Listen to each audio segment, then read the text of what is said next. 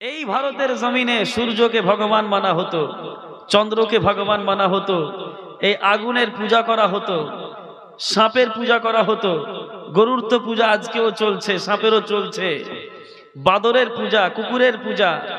পৃথিবীর জমিনে কোনো একটা জিনিস ছিল না, এমনকি স্বামী পুরুষ লিঙ্গের মানুষ ওই যুগে ইবাদত করত, পুরুষ লিঙ্গের। কত খারাপ জিনিস!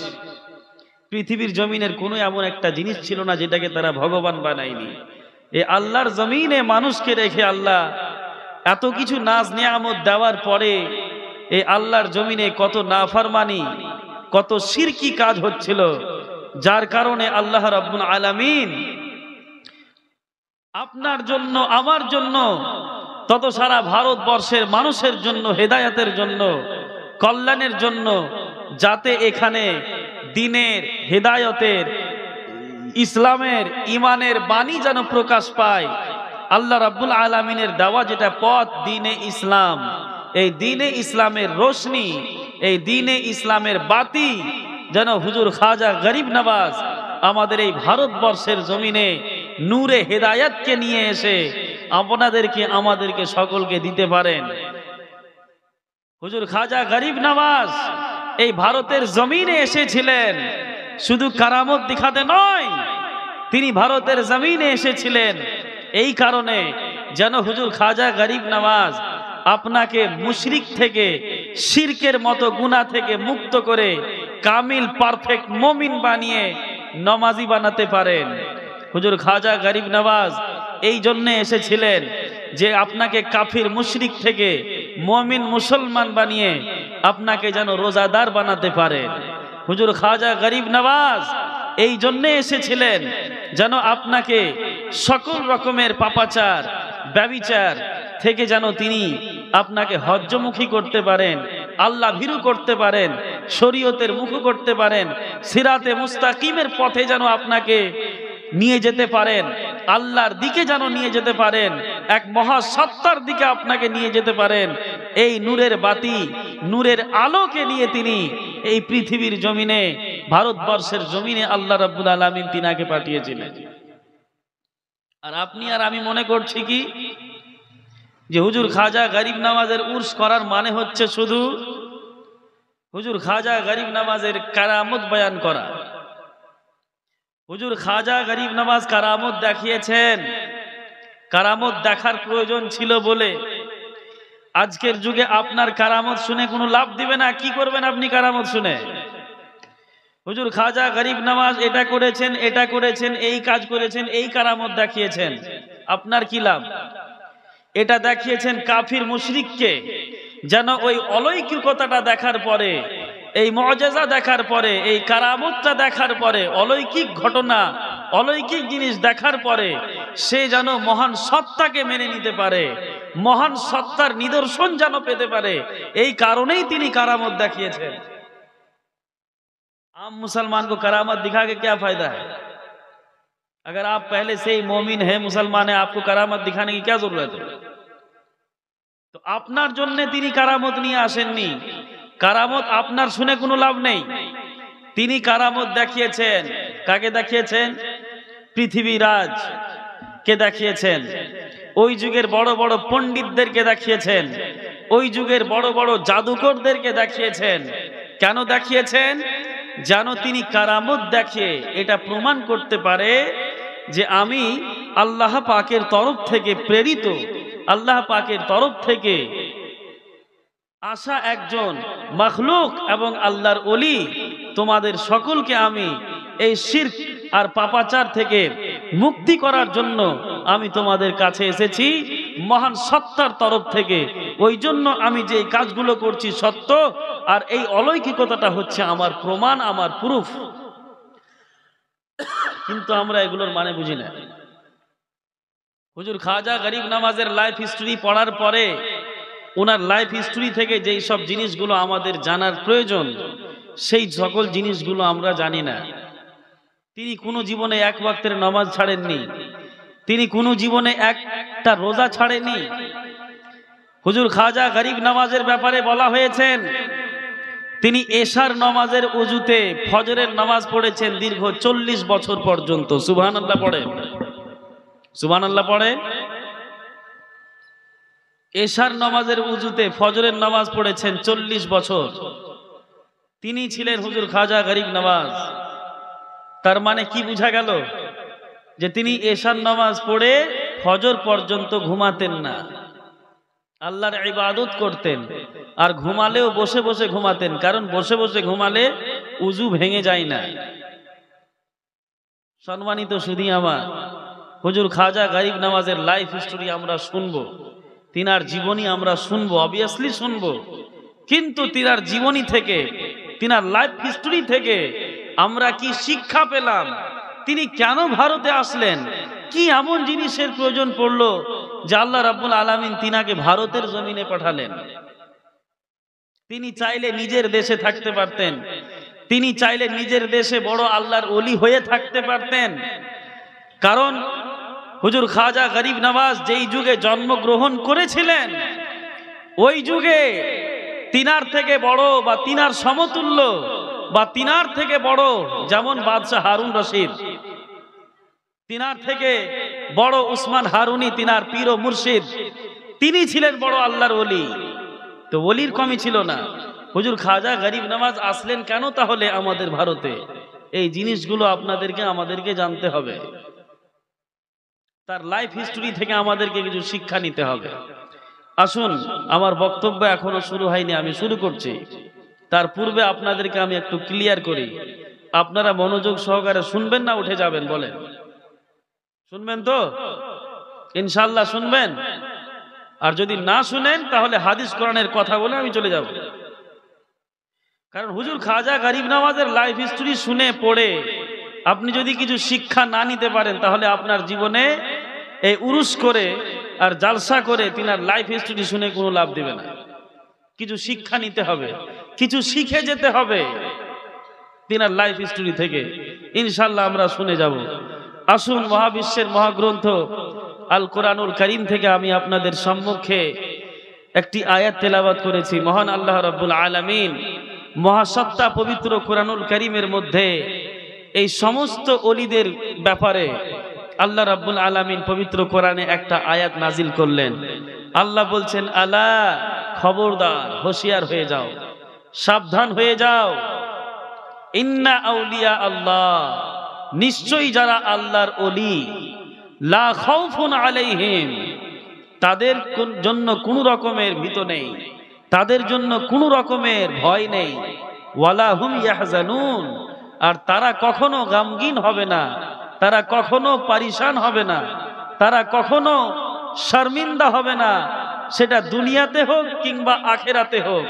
আল্লাহ রাব্বুল আলামিন যারা আল্লাহর ওলি হবে দুনিয়ার জমিনে, তাদের দায়িত্ব আল্লাহ দুনিয়াতে এবং আখেরাতে নিশ্চিত করে দিয়েছেন এই পবিত্র কোরআনুল কারীমের আয়াতের মধ্যে।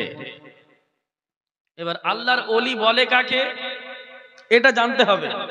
এটা তো বুঝতে পারলাম যে যারা আল্লাহর ওলি হবে তাদের এহ জগতে পরজগতে কোনো ভয়ও নেই, কোনো চিন্তাও নেই, তাই না? কোনো চিন্তাও নেই, কোনো ভয়ও নেই, এটা তো বুঝলাম। এবার সব থেকে বড় কথা হচ্ছে, ওলি কাকে বলে? ওলি কে? আপনি কি ওলি? আমি কি ওলি হতে পারি? এখানে কোন ওলির কথা বলা হয়েছে? আপনি ওলি হতে পারবেন কিনা? এই আয়াতের মধ্যে আপনি দাখিল হতে পারবেন কিনা? আল্লাহ যে বলছেন যে নিশ্চয়ই যারা আল্লাহর ওলি তাদের জন্য কোনো ভয় নেই, কোনো চিন্তা নেই। তো ভাই, যদি কোনো ভয় না থাকে, চিন্তা না থাকে, তো প্রত্যেকটা মানুষের তো দরকার যে আল্লাহর ওলি হয়ে যাক। अगर अल्लाह ने कहा है कि अल्लाह के वलियों को कोई खौफ नहीं है, कोई गम नहीं है उनके लिए, तो हर इंसान के लिए जरूरी है कि अपनी जिंदगी में वो वली बने। भाई, आप लोग नहीं समझ पा रहे हैं मेरी बात क्या? আল্লাহ চ্যালেঞ্জ করে বলছে তাদের কোনো ভয় নেই, তাদের কোনো গম নেই, তাদের কোনো চিন্তা নেই। তো ভাই সাহেব, এই মতো লাইফ তো আমরাও চাই যে আল্লাহ কি কাজ করব যাতে এহ জগতে পরজগতে আমাদের কোনো ভয় থাকবে না। তোমাকে কে বলল যে শুধু ওই লোকটাই আল্লাহর ওলি হয়েছে? ওই লোকটাই আল্লাহর ওলি হতে পারবে না। হুজুর খাজা গরিব নওয়াজ একেলাই ওলি, তিনি ছাড়া কেউ ওলি হতে পারবেন না। হুজুর আলা হযরত একাই ওলি, তিনি ছাড়া কেউ ওলি হতে পারবেন না। হুজুর মখদুমে সিমনা ওলি, হুজুর আলাউল হক পান্ডবী ওলি, হুজুর সিরাজউদ্দিন আখিয়া পাক আয়নায়ে হিন্দ আল্লাহর ওলি। আপনাকে কে বলেছে যে আপনি ওলি হতে পারবেন না? প্রত্যেকটা মানুষের কর্তব্য নিজের নিজের জায়গাতে, যে প্রত্যেকটা মানুষ নিজের নিজের জায়গাতে আল্লাহর ওলি হয়ে যায়। আল্লাহর ওলি যখন আপনি হয়ে যাবেন, ইহ জগতে পর জগতে আপনার কোনো ভয় থাকবে না। এবার কথা হচ্ছে যে আল্লাহর ওলি হবে কে? আল্লাহর ওলি হবে কে? দেখো, আমি তাসাউফের কথা বলছি, একটু মন দিয়ে শোনো। আমি জানি শ্রোতা নেই, এই কয়েকটা শ্রোতাকে এত দামি কথা বলে বোঝা খুব কঠিন ব্যাপার। মন দিয়ে শুনেন, বুঝেন একটু নুক্তাগুলো, পয়েন্টগুলো। কারণ আমি নেক্সট বছরে আসবো কোনো গ্যারান্টি নেই, এর আগেও আসেনি, পরেও আসবো না। কিন্তু আমার বক্তব্য একটু মন দিয়ে শুনো তুমি খালি, আমি কি বলতে চাইছি।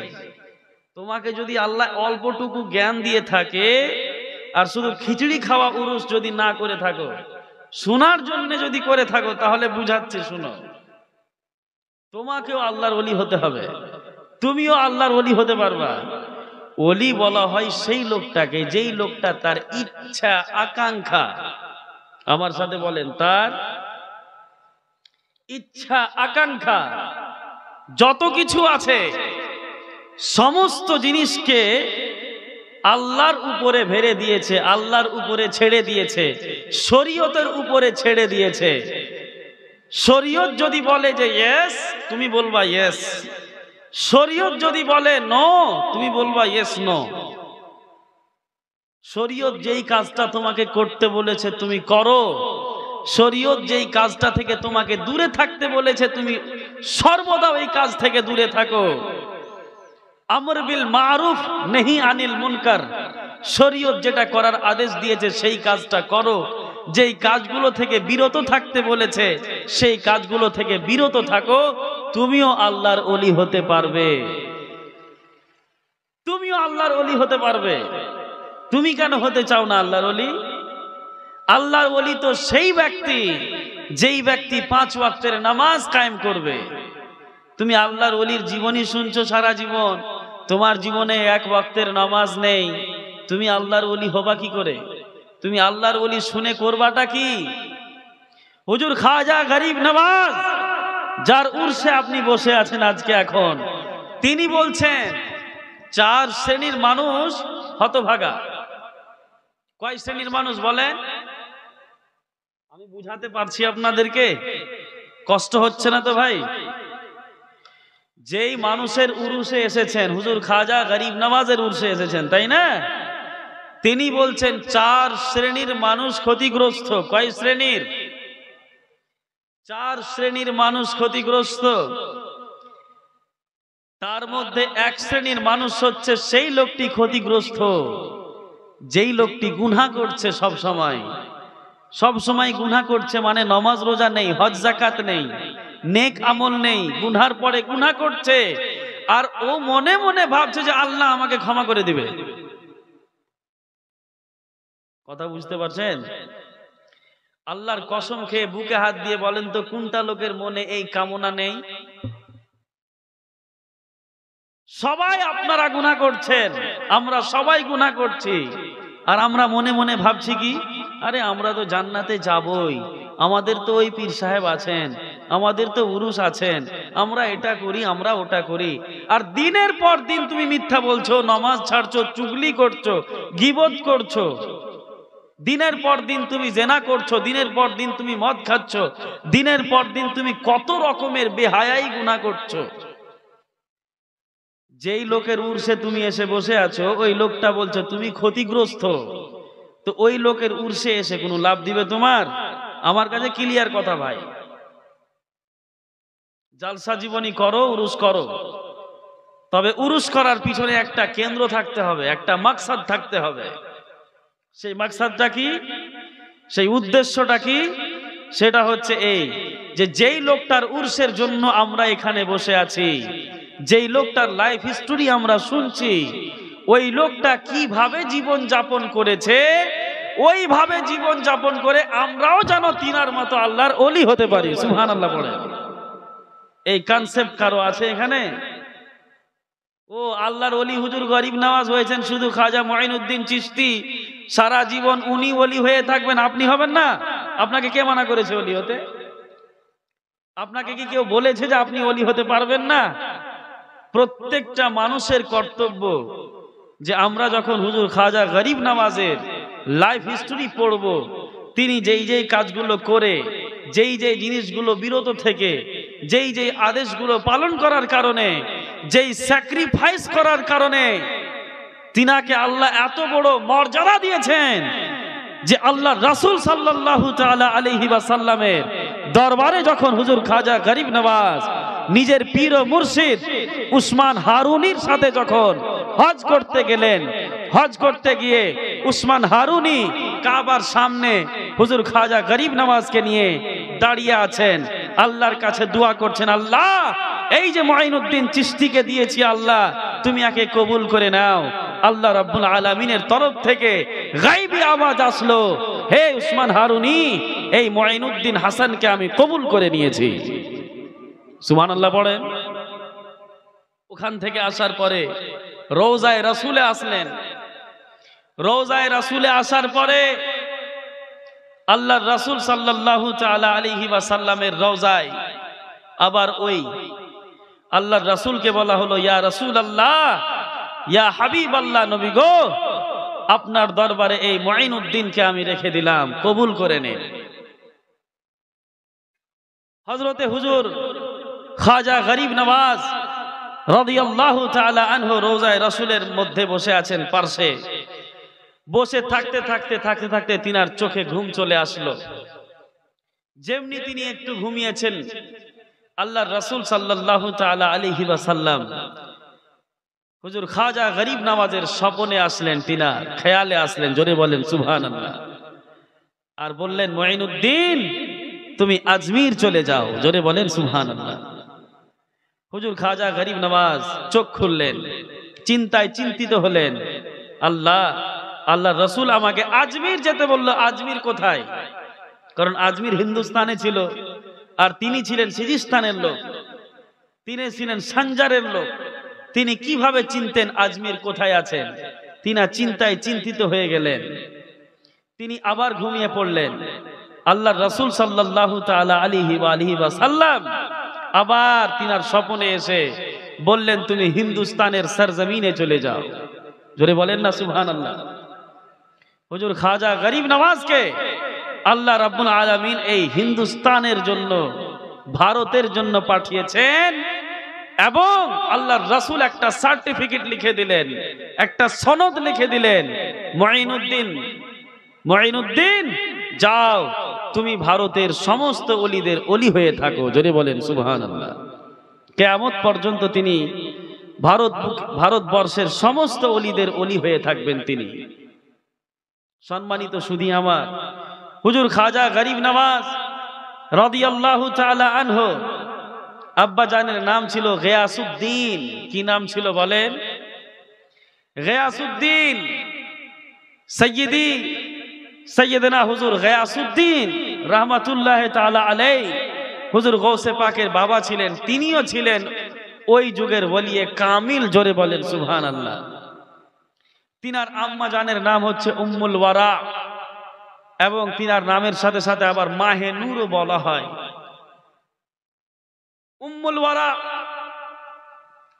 মাহে নূর, তিনি নিজেই বর্ণনা দিচ্ছেন যে যখন খাজা গরিব নওয়াজ মঈনুদ্দিন হাসান যখন আমার পেটের মধ্যে আসলো, আমার পেটের মধ্যে আসার সাথে সাথেই আমি চারিদিকে কেমন কেমন যেন মানুষকে দেখতে পেতাম। জোরে বলেন সুবহানাল্লাহ। সত্যিকারের ওই মানুষগুলো ছিল আল্লাহর ফেরেশতারা, যারা সকাল সন্ধ্যা হুজুর মঈনুদ্দিন চিশতি রাহমাতুল্লাহ তাআলা আলাইহির আম্মা জানকে সকাল সন্ধ্যা তারা স্বাগতম জানাতেন এবং সালাম দিতেন। জোরে বলেন না সুবহানাল্লাহ। কেমন ওলি ছিলেন তিনি? শুধু 8 বছর বয়সে তিনি কোরআনের হাফিজ হয়েছেন, 15 বছর বয়সে তিনি ওলিয়ে কামিল, 15 বছর বয়সে তিনি আলিম হয়েছেন, মুফতি হয়েছেন, মুহাদ্দিস হয়েছেন 15 বছর বয়সে। এটা তো ছিল ফাজিল পাস, মাওলানা পাস, আলিম পাস, মুফতি, মুহাদ্দিস। কিন্তু এটা ছিল ইলমে জাহিরি, ইলমে বাতিনি। ইলমে বাতিনি এমন একটা নলেজ, এমন একটা জ্ঞান, চক্ষু বন্ধ করলে আপনাকে দেখলে আপনার ভিতরে কি আছে, আকাশে দেখলে আকাশ থেকে নিয়ে আরশে মুআল্লা পর্যন্ত, মাটিতে দেখলে কবরের মধ্যে কি আযাব হচ্ছে ওই আযাব পর্যন্ত দেখে নেওয়া যেতে পারে।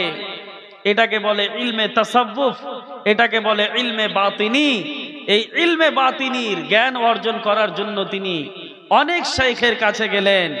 সেই সমস্ত শাইখের কাছে পড়ার পরে তার মনের তৃপ্তি মিটল না। শেষ পর্যন্ত তিনাকে যুগের সব থেকে বড় মুহাদ্দিস, ওলিয়ে কামিল, তিনারি পীর ও মুর্শিদ হারুন উসমান হারুনি রাদিয়াল্লাহু তাআলা আনহুর কাছে তিনাকে ইলমে বাতিনি শিক্ষা করার জন্য যেতে হলো। আমি আপনাকে একটা কথা বলি, আপনার কাছে তো ইলমে জাহিরি নেই, আপনি বাতিনি নিয়ে করবেন কি? আর বাতিনি শুনে করবেন কি?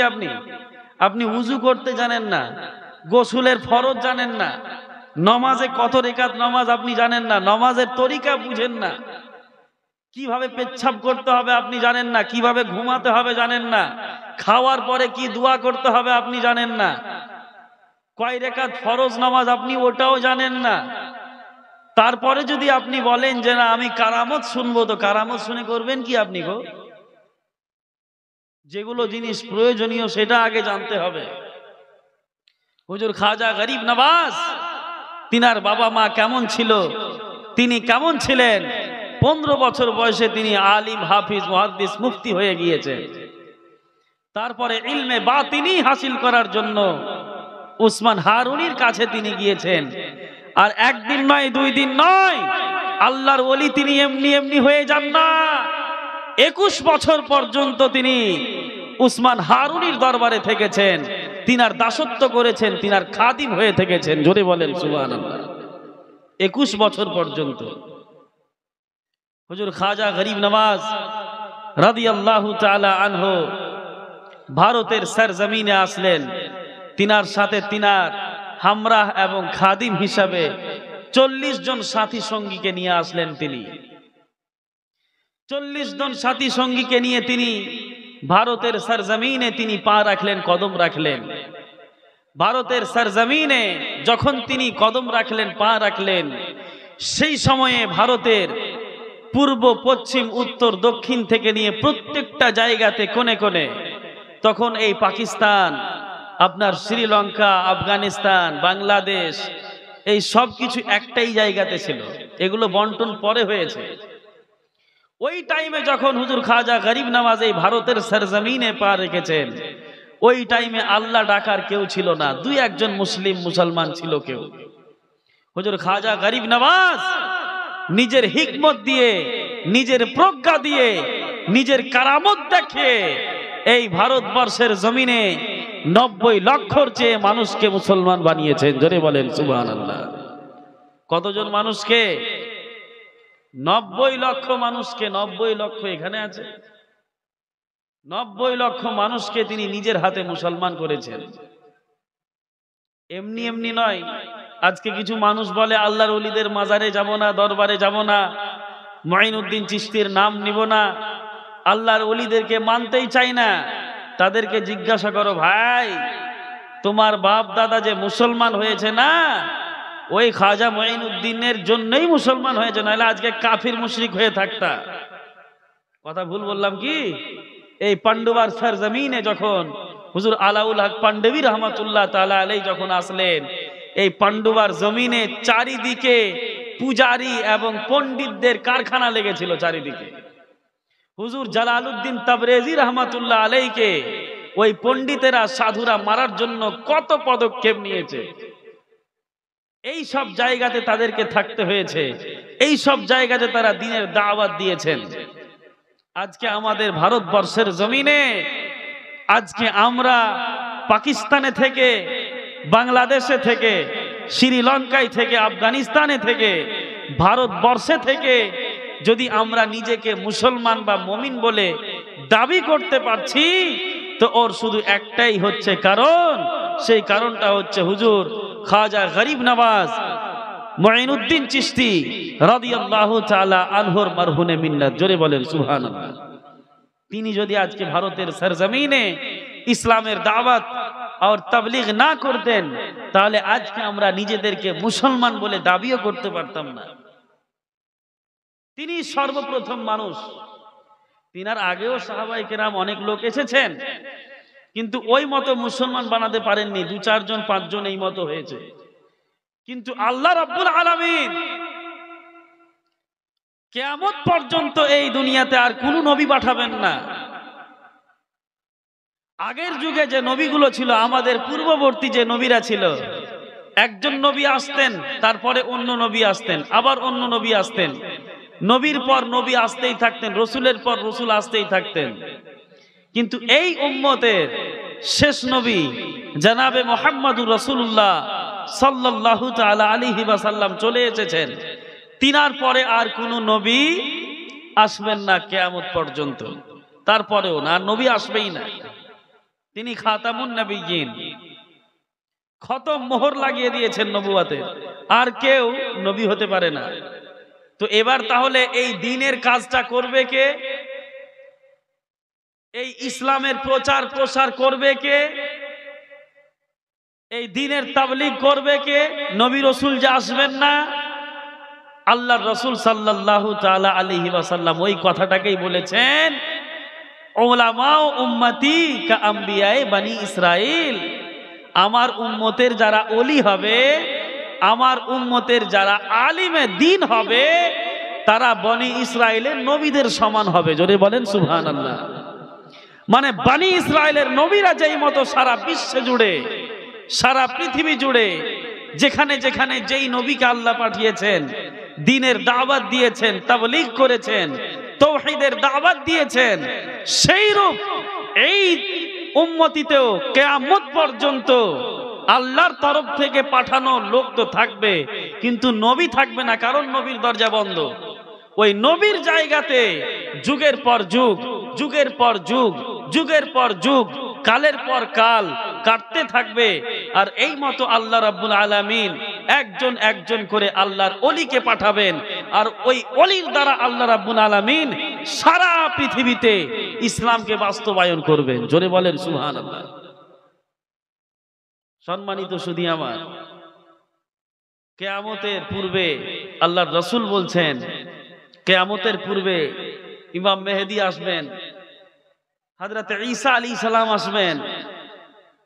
কিয়ামতের পূর্বে এমন অবস্থা হবে যে দুনিয়ার জমিনে কোনো এমন একটা বাড়ি, কোনো একটা ঘর থাকবে না, কোনো একটা পাকা বাড়ি, কোনো একটা কাঁচা বাড়ি থাকবে না, যেখানে ইসলামের ঈমানের দাওয়াত আল্লাহ পৌঁছে না দেবেন।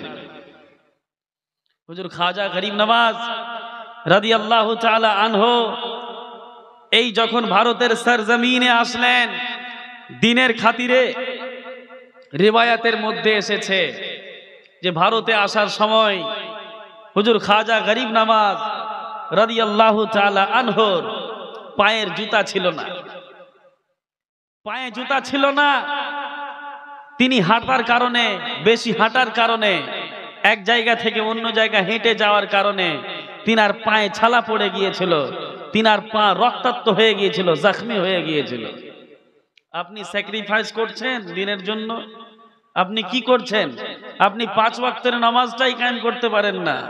দ্বীনের কাজ তো পরের কথা। এগুলো করেছেন আপনার জন্য, আমার জন্য। হুজুর খাজা গরিব নওয়াজের মৃত্যুর সময় তিনার যেটা লেবাস ছিল, লেবাস, এই লেবাসটা ছিল 12 কেজির। কত কেজি? কেন ছিল 12 কেজির বলেন তো? 12 কেজির লেবাসটা এই কারণে ছিল, যারা লেখক তিনারা লিখেছেন, বর্ণনাকারী বর্ণনা করেছেন, হুজুর খাজা গরিব নওয়াজ রাদিয়াল্লাহু তাআলা আনহুর শরীরে যে জুব্বা মুবারকটা ছিল, ওই জুব্বা মুবারকটা ছিঁড়ে যাওয়ার কারণে পেওয়ান, পেওয়ান তো বুঝেন, তালি, তালি, তালির পর তালি লাগিয়েছেন, তালির পর তালি লাগিয়েছেন। তো কাপড়ের তালি লাগার কারণে, কাপড় বেশি হয়ে যাওয়ার কারণে ওই জিব্বার ওজন হয়ে গিয়েছিল প্রায় 12 কেজি। সম্মানিত সুধী আমার, তো হুজুর খাজা গরিব নওয়াজ রাদিয়াল্লাহু তাআলা আনহুর লাইফ হিস্টরি আমরা জানবো, অবশ্যই জানবো, আমরা শুনবো, অবশ্যই শুনবো। তিনি পার্থিব জমিনে কি কি করেছেন, কি কি কাজগুলো থেকে বিরত থেকেছেন। একাই মানুষ তিনি আসলেন আর সারা ভারতবর্ষে তিনি ইসলামকে ছড়িয়ে দিলেন। কিভাবে এটা হলো, এগুলো জিনিস আমাদেরকে জানতে হবে। মহান সত্তার ক্ষমতা ছিল, মহান সত্তার পাওয়ারফুল ছিল, মহান সত্তার একটা ক্ষমতা ছিল হুজুর খাজা গরিব নওয়াজের পিছনে। আর আপনার পিছনেও মহান সত্তার ক্ষমতা আসবে, তবে আপনার মধ্যে ওই কোয়ালিটি হওয়া দরকার, আপনার মধ্যে ওই সিফাত হওয়া দরকার, যেই সিফাত হওয়ার কারণে আপনি কি হতে পারবেন, খাজা গরিব নওয়াজ না হলেও তিনার মতো, তিনার থেকে ছোট আল্লাহর ওলি হতে পারবেন। কিন্তু আমাদের জীবনে এগুলো নেই, আমরা এগুলো কিছু বুঝি না। নমাজ নেই, রোজা নেই, হজ নেই, যাকাত নেই। নমাজ ছাড়লে কত বড় গুনাহ আল্লাহর ওলিরা শিখিয়েছেন, বলে গিয়েছেন। হুজুর খাজা গরিব নওয়াজ নিজেই বলছেন, ক্ষতিগ্রস্ত সেই লোকটা যেই লোকটা গুনার পরে গুনাহ করছে, আবার মনে মনে ভাবছে যে হয়তো আমার গুনাহ মাফ হয়ে যাবে।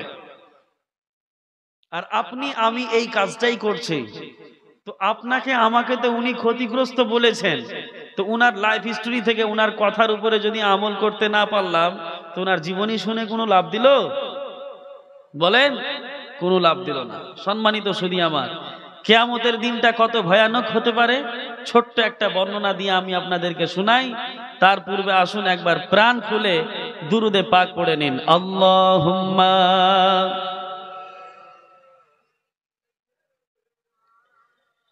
মাওলানা মুহাম্মদ ওয়া আলা আলিহি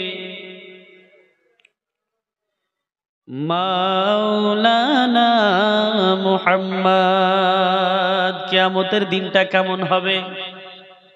আল্লাহ রাব্বুল আলামিন পবিত্র কুরআনুল কারীমের মধ্যে বলছেন, ইয়াউমা ইয়াকুমুর রূহু ওয়াল মালাইকাতু সাফফা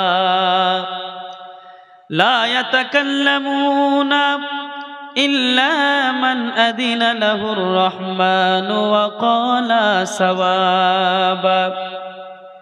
কিয়ামতের দিন হবে, আল্লাহ রাব্বুল আলামিন বলছেন, আদম থেকে নিয়ে ঈসা নবী পর্যন্ত, ঈসা নবী থেকে নিয়ে কিয়ামতের শেষ বাচ্চাটা পর্যন্ত সকল মানুষকে, সকল জিন জাতিকে, সকল ফেরেশতাগণকে আমি আল্লাহ আমার সামনে দাঁড় করিয়ে দিব। আল্লাহ বলছেন সাফফান সাফফা, লাইন লাইন হয়ে দাঁড় হয়ে থাকবে সবাই। লা ইয়াতাকাল্লামুন, কেউ কারো সাথে কথা বলবে না, কেউ কারো দিকে ফিরে তাকাবে না। ইল্লা মান আযিনা লাহুর রহমান, সেই লোকটাই কথা বলবে যেই লোকটাকে আল্লাহ রাব্বুল আলামিন কথা বলার অনুমতি দিবে। কিয়ামতের দিনটা কেমন হবে শুনেন একটু। আদম থেকে নিয়ে কিয়ামতের শেষ বাচ্চাটা পর্যন্ত সবাই সেদিন আল্লাহর সামনে লাইন লাইন হয়ে দাঁড় হয়ে থাকবে। আল্লাহ বলছেন লা ইয়াতাকাল্লামুন, কেউ কারো সাথে কথা বলবে না, কেউ কারো দিকে ফিরে তাকাবে না। ইল্লা মান আযিনা লাহুর রহমান, সেই লোকটাই কথা বলবে যেই লোকটাকে মহান আল্লাহ কথা বলার আদেশ করবেন।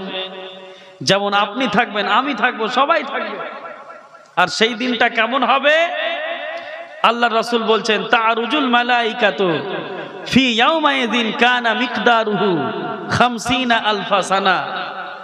যেদিন সকল ফেরেশতা, সকল মানুষকে, সকল জিনজাতি ফেরেশতাদেরকে আল্লাহর সামনে দাঁড়াতে হবে, সেই দিনটা হবে আপনার দুনিয়ার তুলনায় আখিরাতের একদিন, আর দুনিয়ার হবে 50,000 বছরের সমান।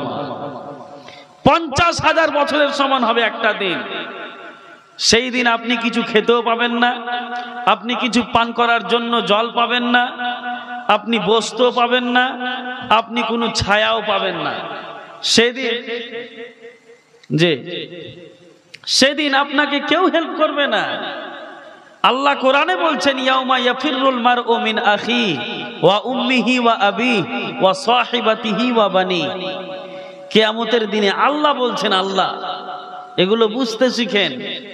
আল্লাহ বলছেন যে সেদিন মানুষ বাপকে দেখে পালাবে, বাপ ছেলেকে দেখে পালাবে, মা পালাবে ছেলেকে দেখে, মা ছেলেকে দেখে পালাবে, আপনার স্ত্রী আপনাকে দেখে পালাবে, আপনি তাকে দেখে পালাবেন, আপনার ছেলে মেয়ে সন্তান সন্ততি আপনাকে দেখে পালাবে, আপনি তাদেরকে দেখে পালাবেন।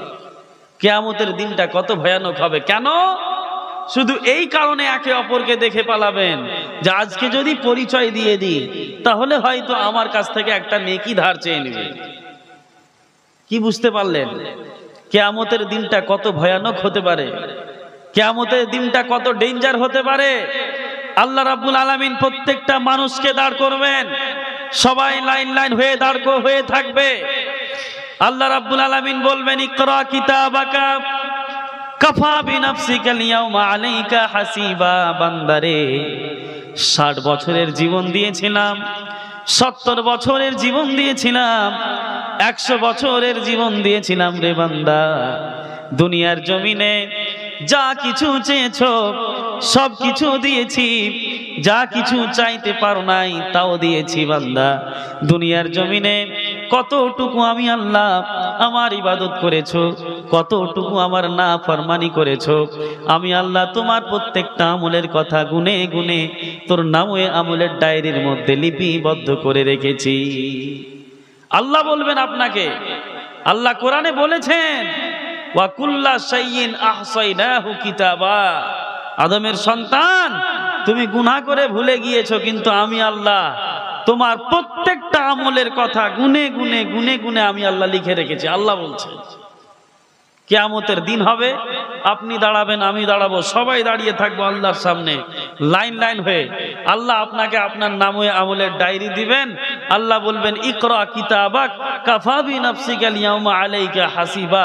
বান্দা এই নাও তোমার নামে আমলের ডায়েরি, নাও, তুমি পড়ো আর তুমি নিজেই ডিসাইড করো যে তুমি জান্নাতি না তুমি জাহান্নামী।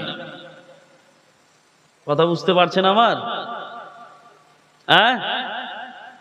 হুজুর গরিব নওয়াজের কারামত শুনে, তিনার লাইফ হিস্টোরি শুনে আপনার কি লাভ হবে যদি আপনি আমলি না করেন? তিনি আপনাকে কি দিতে এসেছিলেন? কারামত বয়ান করতে এসেছিলেন। তিনি কারামত দেখাতে আপনাকে আসেনি। কারামত দেখানো হয়েছিল কাফির মুশরিকদেরকে, জানো এই অলৌকিকতাটা দেখে তারা যেন ইসলামের প্রতি ঈমান নিয়ে আসতে পারে, ইসলামটাকে সত্য মেনে নিতে পারে। মহাসত্তার তরফ থেকে এই কারামত, এই অলৌকিকতা আল্লাহ রাব্বুল আলামিন তার ওলিদেরকে দিয়ে থাকেন। কেন? মুমিনদেরকে দেখানোর জন্য নয়।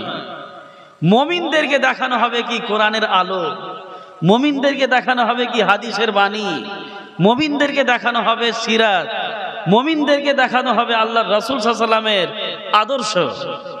তুমি কারামত শুনে করবা কি? হ্যাঁ, আল্লাহর ওলি আছে হুজুর খাজা গরিব নওয়াজ, তিনার লাইফ হিস্টোরি আমাকে জানতে হবে। কারণ তিনার লাইফ হিস্টোরি, তিনি কিভাবে অতিবাহিত করেছেন, কিভাবে স্যাক্রিফাইস করেছেন। তিনাকে যে আল্লাহ বা আল্লাহর রাসূল সমস্ত ভারতবর্ষের সমস্ত ওলিদের ওলি বানিয়ে দিলেন, এর পিছনে তিনার স্যাক্রিফাইসটা কি ছিল সেটা অবশ্যই জানবো, কারণ সেটা জানার বিষয় আছে। কারণ সেটা যদি আমরা না জানতে পারি তাহলে আমরা নিজে তো ওলি হতে পারবো না। প্রত্যেকটা মানুষের কর্তব্য, প্রত্যেকটা মানুষের জরুরি যে আপনি নিজে আমল করে আপনি নিজেই ওলি হতে শিখেন। আপনি কি চান না আখিরাতের আযাব থেকে বাঁচতে? চান কি চান না? রব্বানা আতিনা ফিদ দুনিয়া হাসানা ওয়া ফিল আখিরাতি হাসানা ওয়া কিনা আযাবান নার। কেন দোয়া করছেন? আল্লাহ আমাকে ইহজগতে ভালো রাখো, আল্লাহ আখিরাতেও ভালো রাখো, আর আখিরাতে আযাব থেকে আমাকে বাঁচাও, রক্ষা দাও। তার মানে কি বুঝা গেল? আর এহ জগতে ভালো থাকবেন, আখিরাতে ভালো থাকবেন। এই জিনিসটা হবে কবে? যখন আপনি ওলি হতে পারবেন। প্রত্যেকটা মানুষের কর্তব্য, প্রত্যেকটা মানুষের দায়িত্ব যে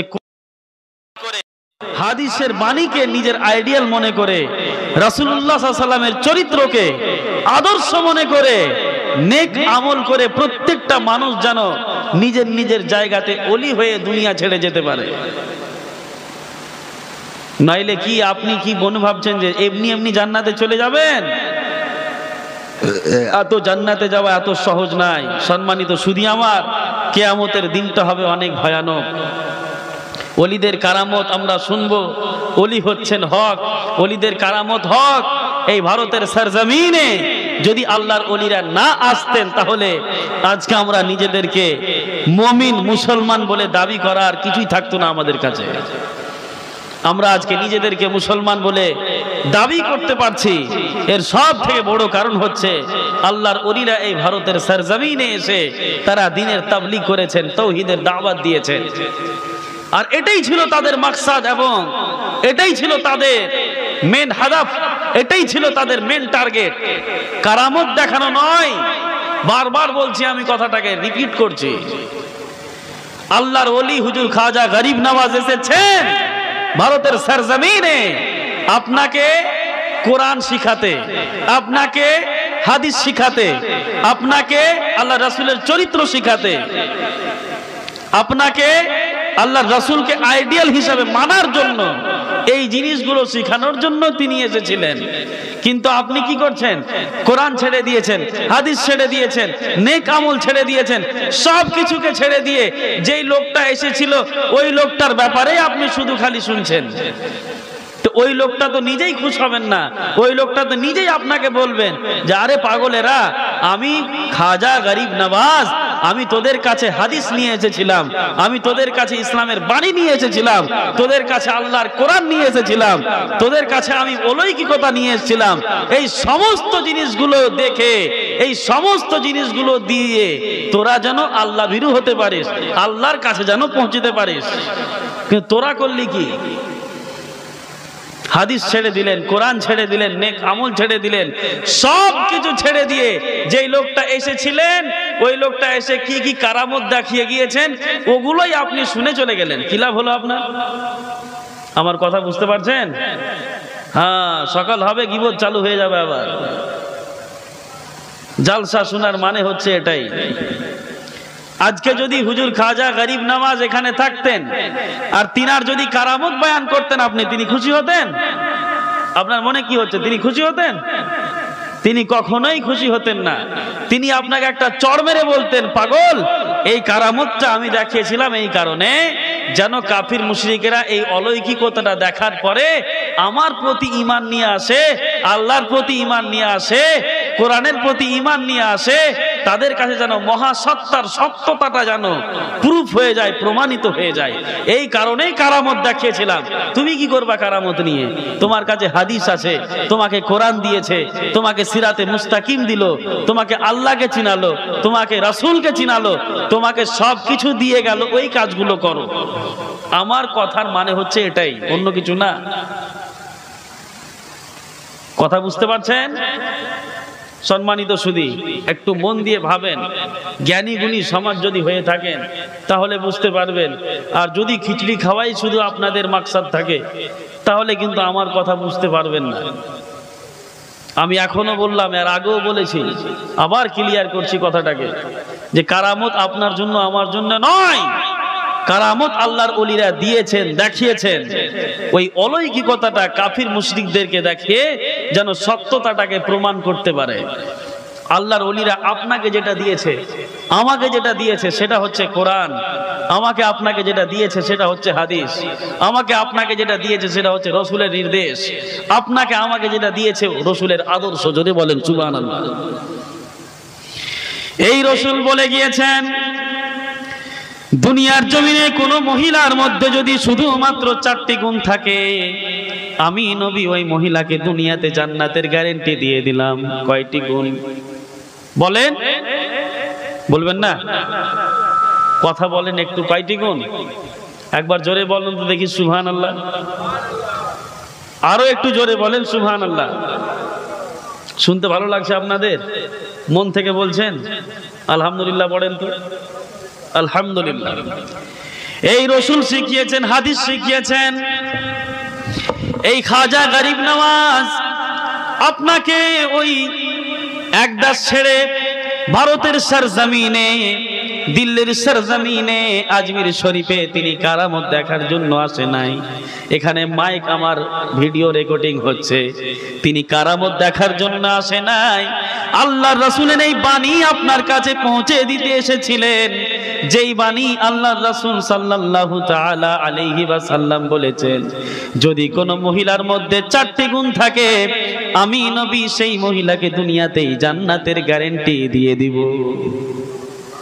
ইদা সাল্লাত খামসাহা, যদি কোনো মহিলা 5 ওয়াক্তের নামাজ কায়েম করে, ওয়া সামাত রমজানা, যদি রমজান মাসের রোজা রাখে, ওয়া আতাত বালাহা, স্বামীর যদি সেবা করতে পারে, ওয়া হাফিজাত ফুরুজাহা, আর নিজের লজ্জা স্থানের হিফাজত করতে পারে, পরপুরুষ থেকে নিজেকে যদি গুছিয়ে রাখতে পারে, নিজের লজ্জা স্থানের সিক্রেট জায়গার যদি হিফাজত করতে পারে, আল্লাহর নবী বলছেন, যদি এই 4টি জিনিসের তুমি আমাকে গ্যারান্টি দাও রে কোনো নারী, আমি তোমাকে দুনিয়াতেই জান্নাতের গ্যারান্টি দিয়ে দিলাম। এই কথাটা বলার জন্য খাজা গরিব নওয়াজ এসেছিলেন। খাজা গরিব নওয়াজ আপনার কাছে এসেছিলেন এই জিনিসটা বলার জন্য। ইন্না ইনদাল্লাহিল ইসলাম, আয়াতটা ভুলে গেছি, ইন্নাদ-দীনা ইনদাল্লাহিল ইসলাম, এই বার্তা পৌঁছে দেওয়ার জন্য তিনি এসেছিলেন। হে বিশ্বের মানুষেরা শোনো, দুনিয়ার জমিনে হিন্দু, মুসলিম, খ্রিস্টান, বৌদ্ধিস্ট, অথিস্ট, নন মুসলিম, কত ধর্মের লোক আছে, কত মাযহাবের লোক আছে, কত ফিরকার লোক আছে। খাজা গরিব নওয়াজ আপনাকে এই ভারতের জমিনে কারামত দেখার জন্য আসে নাই। ভিডিও হচ্ছে, আমি এখনো বলছি, আপনাকে এই জিনিসটা পৌঁছে দেওয়ার জন্য এসেছিলেন যে মহান সত্তা পবিত্র কোরআনুল কারীমের মধ্যে বলেছেন, ইন্নাদ-দীনা ইনদাল্লাহিল ইসলাম, আল্লাহর কাছে সব থেকে প্রিয় ধর্ম হচ্ছে ইসলাম ধর্ম। সুবহানাল্লাহ পড়ে। খাজা গরিব নওয়াজ কেন এসেছিলেন? কারামত দেখার জন্য আসে নাই, ভারতের সরজমিনে এই জন্য এসেছিলেন যেন আপনি আল্লাহ ভীরু হতে পারেন, আল্লাহকে চিনতে পারেন। আল্লাহুল্লাযী লা ইলাহা ইল্লাহু, মাবুদ সেই একজন সত্তা আল্লাহ, তিনি ছাড়া অন্য কোনো আর কোনো মাবুদ নেই। আছে নাকি? আল্লাহ ছাড়া আর কেউ মাবুদ আছে? যত নবী রাসূল এই দুনিয়ার জমিনে এসেছেন, প্রত্যেকটা নবী রাসূলের সর্বপ্রথম বার্তা, মেসেজ কি ছিল? লা ইলাহা, পড়েন না গো, লা ইলাহা ইল্লাল্লাহ, আল্লাহ ছাড়া কোনো মাবুদ নেই। হযরতে মূসা বললেন, রব্বুল আলামিন দাল্লিনি কালিমাতান, আল্লাহ আমাকে এমন একটা কালেমা শিখিয়ে দাও যেই কালেমা কেউ জানে না, তোমার কাছে সব থেকে বেশি প্রিয় কালেমা। আল্লাহ রাব্বুল আলামিন বললেন, মূসা রে, আমার কাছে সব থেকে প্রিয় কালেমা আছে, তুমি পড়ো। আল্লাহ বললেন, মূসা পড়ো, লা ইলাহা ইল্লাল্লাহ। পড়েন, লা ইলাহা ইল্লাল্লাহ। হযরতে মূসা বললেন, আল্লাহ এ তো কালেমা, এটা তো কোনো সিক্রেট কালেমা না, এটা তো ভাইরাল কালেমা। প্রত্যেকটা নবী রাসূল এই কালেমা পাঠ করেছেন। প্রত্যেকটা উম্মতি যারা ঈমান নিয়ে এসেছে, ইসলাম ধর্ম গ্রহণ করেছে, সেটা আদম হোক, সেটা নূহ হোক, সেটা ইব্রাহিম হোক, সেটা শীষ হোক, সেটা লূত হোক, দুনিয়ার জমিনে যত নবী রাসূল এসেছেন এই কালেমা তো সবাই পাঠ করেছে। এটা কালেমা সিক্রেট হলো না। রব্বুল আলামিন বললেন, মূসা রে, এর থেকে সিক্রেট, এর থেকে মর্যাদাপূর্ণ, এর থেকে ফজিলতপূর্ণ কালেমা আমি আল্লাহ, আমার কাছে আর কিছু নেই। সুবহানাল্লাহ। হযরতে খাজা গরিব নওয়াজ এই ভারতের সরজমিনে, এই দুনিয়ার জমিনে কিয়ামত পর্যন্ত কোনো নবী আসবেন না, কিয়ামত পর্যন্ত কোনো রাসূল আসবেন না। এই দুনিয়ার জমিনে নবী রাসূলের কাজগুলো কে করবে? আল্লাহর নবী বলেছেন, উলামা উম্মতি কা আম্বিয়ায়ে বনি ইসরাঈল, আমার এই উম্মতের আলিম ওলামায়ে কেরামগণ বনি ইসরাইলের নবীদের মতো। জোরে বলেন না সুবহানাল্লাহ। এই দুনিয়ার জমিনে, ভারতের জমিনে, এই ভারতবর্ষের সরজমিনে আল্লাহ বলার মতো কেউ ছিল না। 1 কোটির থেকেও মানুষ ভগবান বানিয়ে ফেলেছিল। এই সরজমিনে আল্লাহ রাব্বুল আলামিন নিজের তাওহীদের দাওয়াতকে, নিজের কালেমাকে, লা ইলাহা ইল্লাল্লাহ এই স্লোগানকে পৌঁছে দেওয়ার জন্য কোন নবী রাসূল আসা পসিবল ছিল না। যার কারণে খাজা গরিব নওয়াজকে আল্লাহ পাঠিয়ে দিলেন এই ভারতের জমিনে, যাও গিয়ে এই কালেমার বার্তা দিয়ে দাও, আল্লাহ ছাড়া কেউ মাবুদ নেই। তিনি কারামত দেখাতে এসেছিলেন। কারামত দেখে কি করবেন তিনি? কারামত তো হুজুর খাজা গরিব নওয়াজের যুগে জয়পাল তো শুনেছেন, তাই না? এগুলো ঘটনা আমি বলবো না, কারণ এগুলো শোনা আছে সবার। জয়পাল হোক, পৃথিবীরাজ হোক, বা রামদেব হোক। এই যে রামদেব হুজুর খাজা গরিব নওয়াজ যখন আজমিরে আসলেন, আজমিরে আসার সাথে সাথে ওই কি বলে যে আনা সাগরের আশেপাশে চারিদিকে মন্দিরে ভর্তি হয়েছিল। কিসে ভর্তি হয়েছিল? মন্দিরে ভর্তি হয়েছিল। 300 জন পূজারী সব সময়। 300 জন পূজারী। কতজন? 300 জন পূজারী সব সময়। ওই যুগের বাদশা ছিল হিন্দুদের বাদশা ছিল, হ্যাঁ, পৃথিবীরাজ। সেই রাজত্বের দরবার থেকে 300 জন পূজারী সব সময় ওই আনা সাগরের আশেপাশে যে মন্দিরগুলো ছিল ওগুলোতে সব সময় ভগ ভগ ভগ ভগ করতো, পূজা করতো ওরা। তো যখন পৃথিবীরাজ শুনতে পেলেন যে অন্য এক দেশ থেকে এই আমাদের এই এলাকাতে একটা বুজুর্গ এসেছে, আল্লাহর ওলি নিজেকে দাবি করছে, কোন একজন ফকির এসেছে, ফকির, সে নাকি বলোই কি কথা দেখাচ্ছে, সে নাকি কারামত দেখাচ্ছে। কখনো উটকে মাটির সাথে লাগিয়ে দিচ্ছে, উট উঠে না। কখনো কোনো হাতিকে আবার পাথর বানিয়ে দিচ্ছে, কখনো কি করছে। তো এই কোনো ফকির জাদুকর হবে? কি হবে বলেন না গো? জাদুকর হবে, মনে হয় জাদুকর আছে। ওই জন্য পৃথিবীরাজ কি করলেন? বাবা দেবরামকে পাঠালেন, রামদেবকে পাঠালেন, বাবা রামদেবকে পাঠালেন, অজয় সিংহাকে পাঠালেন, যাও তোমরা দুজন ভালো জাদু জানো, এক কাজ করো, ওই ফকিরের থেকে বড় জাদু দেখে ফকিরকে শেষ করে দাও। কথা বুঝতে পারছেন? এই কথা তোমাকে 50 বছরও কোনো মুলবি যদি বলে দেয় কিনা, সেদিন আমি কান কেটে দেবো। কোনো মুলবি বলতে পারবে না এই কথা, ও তো জানেই না এগুলো। তোমাকে চ্যালেঞ্জ দিয়ে বলে যাচ্ছে আমি, তুমি শুনো, তোমার জালসার প্রয়োজন নেই আমার। আমি কালিয়াচক এলাকাতে এমনিতেই আসি না, আমি জানি এখানকার লোক বুঝে কম। এরা অন্ধভক্ত হয়ে চলছে একটাই দিক দিয়ে, অন্য দিকটা এরা দেখতেই চায় না। আর এদের আলিম সম্প্রদায় বুঝাতেই চায় না এদেরকে। তো পৃথিবীরাজ পাঠালেন, যাও ওই ফকির জাদু করছে, তো তোমরা যাও। রামদেবকে পাঠালেন, অজয় সিংহাকে পাঠালেন, যাও তোমরা দুজন গিয়ে জাদু করে ওই ফকিরের জাদুকে শেষ করে দাও। হুজুর খাজা গরিব নওয়াজ রাদিয়াল্লাহু তাআলা আনহুর দরবারে যখন হাজির হলো এই রামদেব আর ওই সঞ্জয় সিংহা যখন দাখিল হলো হুজুর খাজা গরিব নওয়াজের হুজরাতে জাদু করার জন্য, হুজুর খাজা গরিব নওয়াজ ওই সময়ে জাহ জালালে ছিলেন। আল্লাহর ওলিরা মুরাকাবা করেন, জিকির করেন, আল্লাহু আল্লাহু সুবহানাল্লাহ মাশাআল্লাহ লা ইলাহা ইল্লাল্লাহ, জিকির করে একটা টাইম থাকে, যেটাকে চিল্লা বলা হয়। চিল্লা বুঝেন তো? পাণ্ডবাদের চিল্লা বুঝেন না? চিল্লা, হ্যাঁ, চিল্লার সময়ে ছিলেন।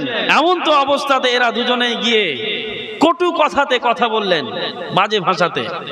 হুজুর খাজা গরিব নওয়াজ যখন এই মতো করে চোখ উঠালেন, হুজুর খাজা গরিব নওয়াজের চোখ দিয়ে একটা নূর বের হলো। মুহূর্তের মধ্যে বাবা রামদেবের মন গলে গেল, মুহূর্তের মধ্যে মুসলমান হয়ে গেল। ওলায়াতের নজর পড়তে না পড়তে ওর সমস্ত জাদু শেষ হয়ে গেল, ছিন্ন বিচ্ছিন্ন হয়ে গেল, জাদু শেষ।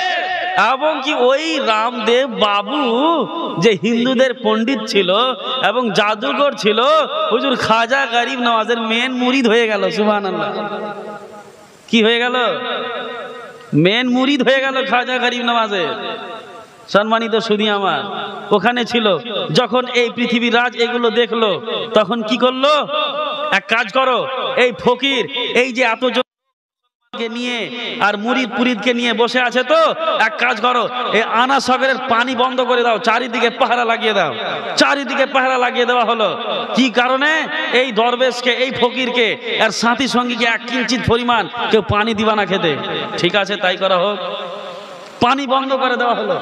হুজুর খাজা গরীব নওয়াজ একজন মুরিদকে পাঠালেন, আর এক রিওয়ায়াতের মধ্যে এসে ওই রামদেবকেই পাঠিয়েছিলেন, আর তিনার নাম রেখে দিয়েছিলেন খুব সুন্দর একটা আব্দুল্লাহ, আর আরেকজনের নাম রেখে দিয়েছিলেন সাদ। সুবহানাল্লাহ পড়েন। তিনি যখন গেলেন, দেখলেন যে পানি নেওয়ার জন্য কোনো পথ নেই, রাস্তা সব বন্ধ। পৃথিবীর রাজ লাগিয়ে দিয়েছেন চারিদিকে, আনা সাগরের চারিদিকে লাগিয়ে দিয়েছেন সেনাবাহিনীকে, ওই দরবেশ ফকিরের সাথী সঙ্গী, আর তাকে এক কিঞ্চিত পরিমাণ পানি দিয়ে দিবা না। হুজুর খাজা গরীব নওয়াজ যখন শুনতে পেলেন, হুজুর খাজা গরীব নওয়াজ কিছু বললেন না, মুরিদকে একটা ছোট্ট কইটা দিয়ে বললেন, কাঁসার কইটা দিয়ে বললেন, যাও আনা সাগরের পাশে দাঁড়িয়ে যাও, পাশে দাঁড়িয়ে গিয়ে জলের দিকে মুখ করে বলবা তোমাকে খাজা গরীব নওয়াজ ডাকছে। সুবহানাল্লাহ পড়ে। আর মুরিদ গেলেন, ওখানে গিয়ে দাঁড়িয়ে ওই কাঁসাটাকে নিয়ে আছেন, আর আনা সাগরের দিকে মুখ করে বলছেন, খাজা গরীব নওয়াজ জল চাইলো, তোমাদেরকে চাইলো। আল্লাহু আকবার কবীরা। এই কথা বলতে না সাথে সাথে এত বড় সমুদ্র আনা সাগরের সমস্ত পানি একটা কুইটার মধ্যে চলে আসলো। সুবহানাল্লাহ পড়ে। আর শুধু এটাই নয়, ওই যুগের যত রকমের নদী নালা ছিল, ওই পৃথিবী রাজের যত নদী নালা ছিল, কুয়া ছিল, প্রত্যেকটা জায়গা থেকে পানি শুকিয়ে গিয়েছিল। কথা বুঝতে পারছেন? আর শুধু এটাই নয়, মা বোনদের এবং এই যে গবাদি পশুদের দুগ্ধ স্থানে শুকিয়ে গিয়েছিল, কারণ খাজা গরীব নওয়াজ জালালিয়াতে ছিলেন, তবে সব কিছুকে তিনি শুকিয়ে দিয়েছিলেন। যাও এবার থাকো। হুজুর খাজা গরীব নওয়াজের দরবারে এসে এই যে হাত জড়ো করে ক্ষমা টমা চাওয়া হলো, আল্লাহর রাসূল সাল্লাল্লাহু আলাইহি সাল্লাম বাশারাত দিলেন, আমার উম্মতের প্রতি এত বড় জুলুম, আমার উম্মতের প্রতি এত বড় কষ্টর দিন কাটেনি। ইয়া রাসূল, খাজা গরীব নওয়াজকে আল্লাহর রাসূল বাশারাত দিলেন না। ইনারা সবাই গিয়ে খাজা গরীব নওয়াজের দরবারে তওবা করলো, তিনি তাদেরকে মাফ করলেন, আর যেই মতো পানি নিয়ে গিয়েছিলেন ওই মতো পানি ঢেলে দিলেন। সুবহানাল্লাহ। আর জানেন ফের মজার বিষয়, যতক্ষণ পর্যন্ত না ততটুকু পানি হলো, ওই কাঁসা থেকে পানি পড়তেই ছিল। সুবহানাল্লাহ পড়ে। এটা হচ্ছে কারামত। কত কারামত নিবেন আপনি? কত কারামত নিবেন খাজা গরীব নওয়াজের? আরে কারামত শুনতে শুনতে তোমার জীবন শেষ হয়ে যাবে। তিনার প্রত্যেকটা কাজে কারামত, তিনার প্রত্যেকটা জায়গাতে কারামত। আপনি কত কারামত শুনবেন ভাই? কারামত শুনে আপনি করবেনটা কি? কারামত তো আপনার কাজেরই না। হ্যাঁ, খাজা গরীব নওয়াজ এসেছিলেন কেন? ইসলামের বার্তা দিতে, কোরআনের আলো দিতে, কোরআনের শিক্ষা দিতে, হাদিসের বাণী প্রচার করার জন্য এসেছিলেন, তাই না? আল্লাহর তাওহীদকে, আল্লাহর একত্বকে প্রমাণ করার জন্য এসেছিলেন। প্রমাণ করে দিয়েছেন কারামত দিয়ে। এবার আল্লাহর একত্বটাকে আপনাকে কায়েম থাকতে হবে, হাদিসের বাণী প্রচার করতে হবে, তার প্রতি আমল করতে হবে, কোরআনের আলোকে আলোকিত হতে হবে, সারা পৃথিবীকে আলোকিত করতে হবে। আপনি নিজে আলো পাননি, কোরআনে তো আলোকিত করবেন কি? আর তারপরে বলছেন আপনি কারামত শুনবো, তো কি লাভ? তিনার পয়গাম তো এটাই ছিল, লা ইলাহা ইল্লাল্লাহ। তিনি এসেছিলেন এই কারণে, এই জিনিসটা বলার জন্য যে আল আউয়ালু মা ইউহাসাবু বিহিল আবদু ইয়াউমাল কিয়ামাতে সালাতুহু ফাইন সালুহাত সালুহাতিল আমালু কুল্লুহু ওয়া ইন ফাসাদাত ফাসাদাতিল আমালু কুল্লুহু। খাজা গরীব নওয়াজ আপনাকে ইসলাম দিয়ে, আপনাকে ঈমান দিয়ে, আপনাকে হাদিস দিয়ে, আমাকে হাদিস দিয়ে এই জিনিসটা বুঝাতে চেয়েছিলেন, এই বার্তাটা দিতে চেয়েছিলেন যে দেখো কিয়ামতের দিনে তুমি যাই করো না কেন দুনিয়াতে, কিয়ামতের দিনে সর্বপ্রথম আল্লাহ পাক তোমাকে যে জিনিসটি সম্বন্ধে প্রশ্ন করবেন সেটা হবে নামাজ। সেটা হবে কি? আজকে খাজা গরীব নওয়াজ যদি না আসতেন, আমার দাদা, তার দাদা, তার দাদা হয়তো কোনো 2-4টা 5-6টা পুস্ত বা 15-20টা পুস্ত যাওয়ার পরে দেখবেন কেউ না কেউ একজন কাফির ছিল, তাই না? ছিল কি ছিল না? আপনার বংশের আপনি যান আর 10টা পিঢ়ি পিছনে যাবেন, কেউ না কেউ কাফির ছিল। আজকে আমি হাদিসগুলো পড়ছি কি পড়ি না? আপনি হাদিসগুলো পড়ছেন কি পড়েন না? মানছেন কিনা হাদিস? নামাজ পড়ছেন কিনা? এই সমস্ত জিনিসগুলো কার দেন বলেন? বলেন হুজুর খাজা গরিব নওয়াজের দেন। তিনি শিখিয়েছেন আমাদেরকে। আমরা ডাইরেক্ট সাহাবী থেকে পাইনি এগুলো, তো আল্লাহ রসুলের মুখ থেকে আমরা ডাইরেক্ট পাইনি, তো তিনার ওসিলা দিয়ে যুগের পর যুগ, সময়ের পর সময়। আর তিনি কেমন ওলি ছিলেন জানেন? আবার তিনার বলায়াতে কোনো শব্দ ছিল না। বাদশাহ আওরঙ্গজেবের নাম তো শুনেছেন সবাই, তাই না? বাদশাহ আওরঙ্গজেব হুজুর খাজা গরিব নওয়াজের পরে তিনি এই ভারতের সিংহাসনে রাজত্ব করেছেন। আওরঙ্গজেবের একটা রীতিনীতি ছিল, একটা স্টাইল ছিল। সেটা কি? যে প্রত্যেকটা মাজারে তিনি যেতেন আর ওই মাজারওয়ালাকে গিয়ে সালাম করতেন। যদি সালামের জবাব পেতেন ভিতর থেকে তাহলে তো ভালোই ভালো, আর না হলে ভেঙে চুরে ওখানে শেষ করে দিতেন। আওরঙ্গজেব রহমতুল্লাহ আলাইহি হুজুর খাজা গরিব নওয়াজের মাজারে গিয়েছেন তিনি, আর তিনি সেখানে গিয়ে সালাম করেছেন। দুবার সালাম করলেন, উত্তর আসলো না। ইনার তো মন খারাপ যে হুজুর খাজা গরিব নওয়াজ এত ফেমাস একজন আল্লাহর ওলি, সবাই মানছে, অথচ ইনি কবরের ভিতর থেকে আমাকে সালামের জবাব দিচ্ছেন না। মানে তৃতীয়বার তিনি রেগে যখন সালাম করলেন, ভিতর থেকে সালামের জবাব আসলো, ওয়ালাইকুম আসসালাম ইয়া হুজ্জাতুল ইসলাম। জোরে বলেন সুবহানাল্লাহ। সম্মানিত সুধী আমার।